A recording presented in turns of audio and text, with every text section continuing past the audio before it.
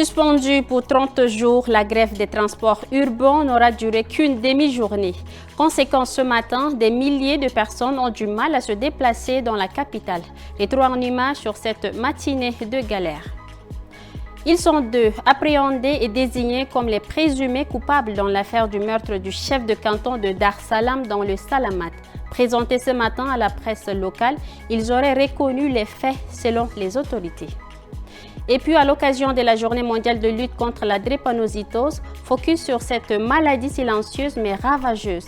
Elle touche des milliers de personnes, notamment au Tchad. Vous entendrez le témoignage d'une jeune malade à N'Djamena.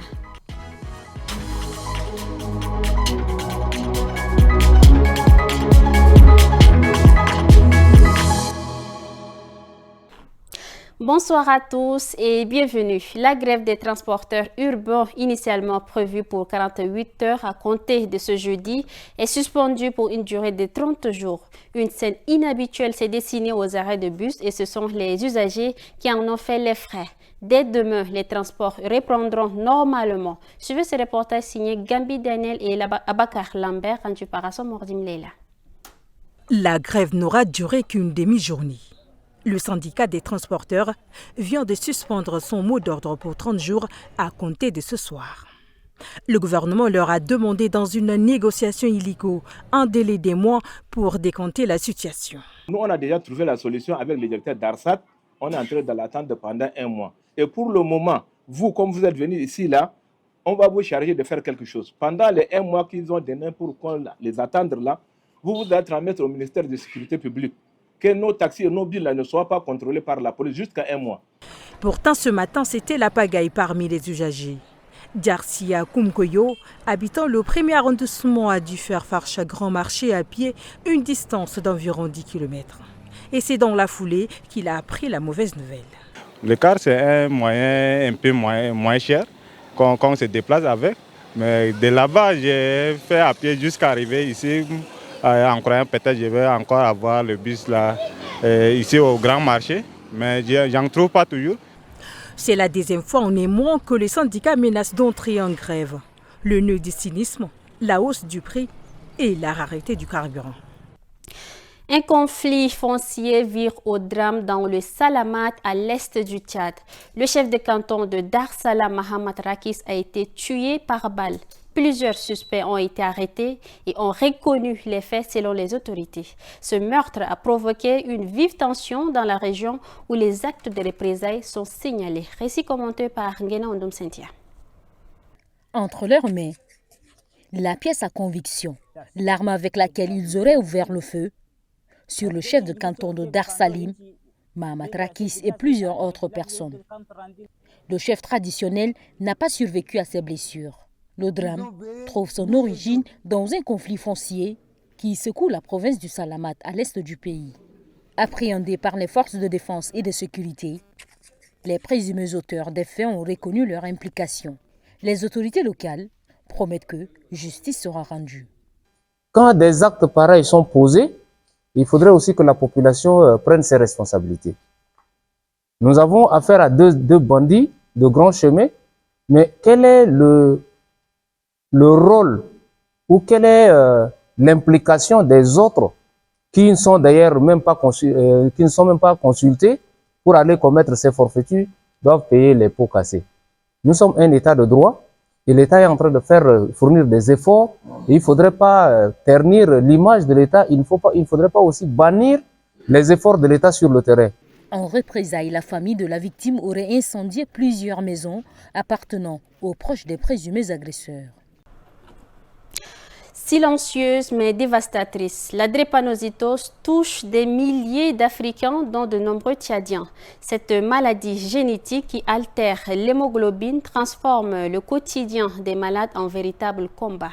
À N'Djamena, notre équipe a rencontré une jeune fille qui vit avec cette pathologie. Un témoignage bouleversant à découvrir dans ce reportage de Djekorodem Armel.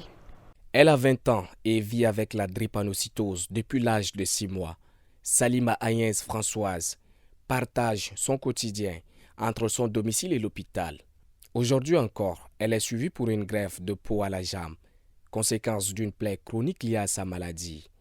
Avec pudeur et émotion, Elle raconte les douleurs aiguës, les crises imprévisibles, l'isolement social, la fatigue constante et les séjours à répétition à l'hôpital.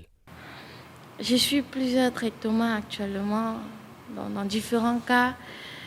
Actuellement, comme j'ai eu une greffe de peau sur la jambe, je suis des antibiotiques accompagnés avec des aliments complets. Je suis suivie par l'acide folique et Hydrea dès le bas âge. Donc c'est un comprimé à prendre au quotidien, ne pas manquer. Et en plus, on part aussi du côté traditionnel. La drépanocytose est une maladie génétique du sang. Le docteur Moussa Mustafa Abageme, médecin généraliste, explique que la transmission se fait par les deux parents porteurs du gène défectueux. L'enfant peut alors développer la forme grave de la maladie.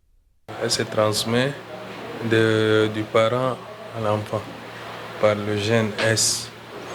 Drépanocytose, surtout chez les enfants, souvent ça s'annonce par l'amaigrissement, les douleurs articulaires et puis les maladies qui se suivent à tout moment, un enfant maladif. Très présente en Afrique, la drépanocytose touche principalement les enfants, mais faute de sensibilisation, de dépistage systématique et de structures de prise en charge adaptées, beaucoup de malades restent dans l'ombre. Une maladie invisible qui continue de faire souffrir en silence. Place maintenant à l'actualité en bref avec Yves Ismaël pour un condensé des faits marquants de la journée. Regardez. Le maréchal Mohamed Idriss Déby Itno, président de la République, a convoqué ce jeudi 19 juin une réunion sécuritaire au palais Toumaï. Cette rencontre réunit le Premier ministre, les ministres concernés, les commandants militaires et les responsables de l'appareil sécuritaire.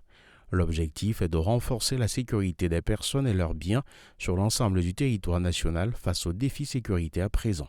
Le secrétaire général de la province de l'Enedi-Est, Tarianouba Benjamin, a dirigé ce 19 juin 2025 la réunion de plaidoyer pour la campagne de vaccination contre la poliomyélite.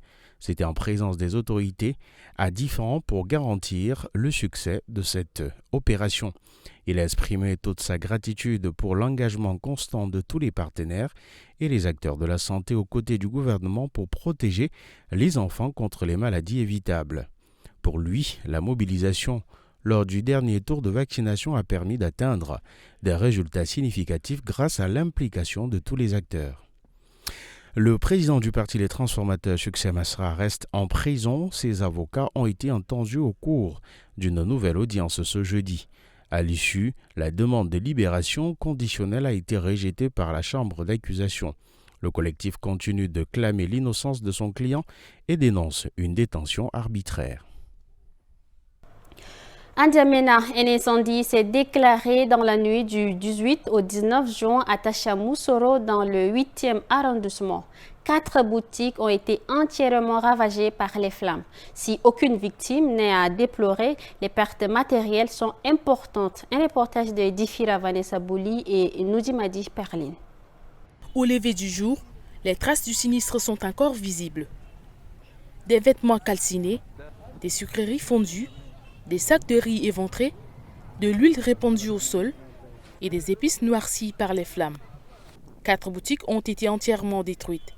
Il s'agit d'un pressing, de 2 commerces d'alimentation générale et des magasins de matériel électrique et de plomberie. Selon les premiers éléments recueillis sur place, l'incendie aurait été provoqué par un court-circuit électrique. Les secours sont intervenus, mais les flammes avaient déjà tout ravagé. Nous sommes 4 personnes, chacun à sa boutique. Le temps que les sapeurs-pompiers n'interviennent, tout était réduit en cendres. J'étais à la maison, je n'étais pas au courant. Et à environ de 2 heures du matin, j'avais reçu l'appel et je suis arrivé. La SNE était pour régler un problème électrique et ils n'ont pas bien refermé le compteur. Dans la nuit, ça s'est enflammé. 4 boutiques et 2 magasins sont réduits en cendres. Les pompiers ne sont pas arrivés à temps. On a attendu presque 1 heure du temps avant qu'ils n'interviennent. Ils sont arrivés quand tout était perdu. Les propriétaires des boutiques sinistrées n'ont pu sauver aucun de leurs biens. Ils expriment leur tristesse face à la perte de leur outil de travail. Malgré l'ampleur des dégâts, aucune perte en vie n'a été enregistrée. Mais sur place, la désolation est grande et les appels à l'aide se multiplient. La cérémonie de lancement officiel du camp de football baptisé l'été des champions s'est tenue au mini-stade du quartier Sabangali. L'événement a rassemblé parents, enfants et membres de Mercato Sport dans une ambiance conviviale et dynamique. Un reportage de Guémé Moussa et Ralomba et bonne aventure. Créée il y a 10 ans, l'entreprise Mercato Sport œuvre dans l'encadrement sportif des enfants, en particulier à travers la pratique du sport. Ce groupement de jeunes passionnés vise à faire du sport un outil de sensibilisation sur des questions majeures de santé publique à travers le sport. Plus de 40 enfants ont participé à la première phase du programme, marquant ainsi le coup d'envoi d'un été placé sous le signe du sport, de l'éducation et du bien-être. Au Mercato Sport, nous pensons que les enfants, c'est le fer de lance de toutes les nations. Voilà pourquoi aujourd'hui, nous voyons et nous assistons ensemble au lancement des activités du Mercato Football Academy, qui est le résultat d'une profonde réflexion, qui est le résultat d'un rêve que nous avons voulu offrir à nos enfants. Ce lancement a aussi été l'occasion pour les parents d'exprimer leur soutien et leur fierté face à cette initiative citoyenne qui combine sport, encadrement éducatif et sensibilisation communautaire. Dans notre pays, les gens n'accordent pas tellement l'importance au sport et nous pensons que nos enfants y trouveront la joie et un lieu d'attractivité, quelque chose de vraiment de positif qui les attire et qui les regroupe pendant cette période de vacances. Et le sport est le facteur majeur pour nous aujourd'hui. Donc l'initiative de Mercato, c'est louable. C'est une idée très louable et ça va permettre aux enfants de passer une bonne vacance. Les activités proprement dites de l'académie sont lancées pour une période de 3 mois. Seuls les enfants sélectionnés lors de la première phase poursuivront le programme. Pendant 2 jours, des délégués venus de tout le pays se forment aux fondamentaux du code de la route, à la conduite préventive et au bon comportement en circulation. Une initiative portée en partenariat avec l'Office national de la sécurité routière au Nazer qui espère en faire un modèle à suivre. Pendant 2 jours, ces délégués venus de tout le pays reçoivent des notions essentielles sur le code de la route, la conduite préventive et les bons comportements adoptés en circulation. Une initiative menée en partenariat avec l'Office national de la sécurité routière au Nazer qui voit en cette action un exemple à suivre. RTL fait énormément dans ses œuvres. Aujourd'hui, ce qui nous a réunis, RTL, moi je peux citer 3 choses en RTL. La ponctualité, le respect des rendez-vous et le social. Sur RTL, vous allez la voir. Hier, RTL nous a informé, disant qu'ils vont offrir des centaines de motos à ces personnels. On a dit, mais non, bon, c'est une bonne occasion pour nous confier encore se présenter en tant que partenaire.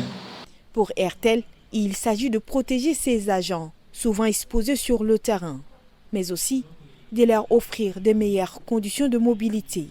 À l'issue de la formation, chacun recevra une moto. Ils seront dotés de moyens roulants. S'ils ne savent pas monter ces moyens roulants en sécurité, nous allons continuer à payer des accidents, des ordonnances, nous allons payer beaucoup de choses. Et pour éviter tout cela, on a demandé votre expertise.